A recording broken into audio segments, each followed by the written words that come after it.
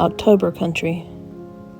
Ray Bradbury writes of that country where it is always turning late in the year, that country where the hills are fog and the rivers are mist, where noons go quickly, dusks and twilights linger, and midnights stay. That country composed in the main of cellars, subcellars, coal bins, closets, attics, and pantries faced away from the sun. That country whose people are autumn people, thinking only autumn thoughts, whose people passing at night on the empty walks sound like rain. So, it's that time of year again. The days are getting shorter, the nights are getting cooler, and you can't get through the grocery store without tripping over pumpkin spice something or other. We begin to see and taste and smell, all in shades of orange, yellow, and red. Colorful mums explode into bloom on every front porch, and we begin dreaming of flavorful feasts, warm fires, and toasty evenings spent under a pile of soft blankets.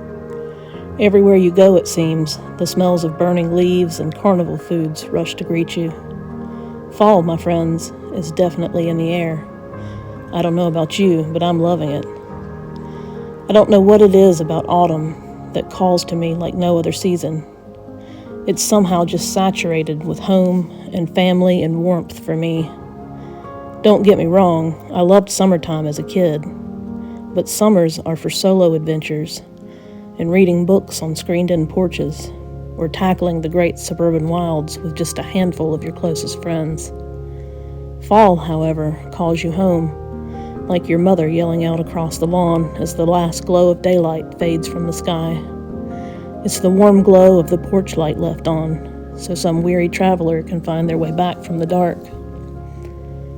There's something about that first breath of cool, crisp air that stirs the soul like slumbering embers waiting to catch fire.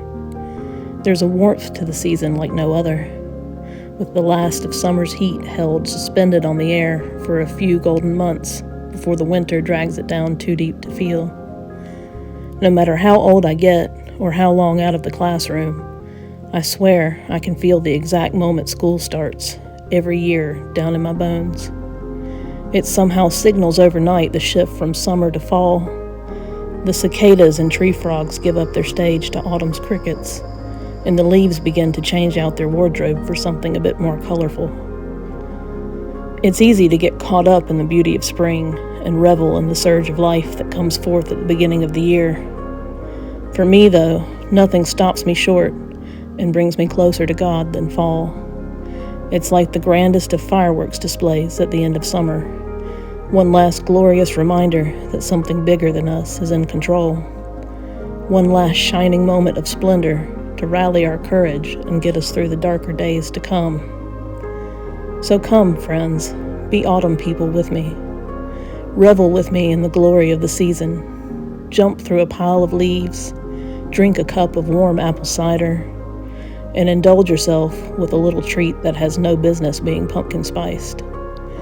Grab a handful of candy corn and walk in the woods, smelling the warm, earthy leaves crunching underfoot. Soak in this last burst of fiery warmth and store it up for the colder months to come. It may be a long winter ahead, but for now, by the grace of God, the sun still shines for us in the morning.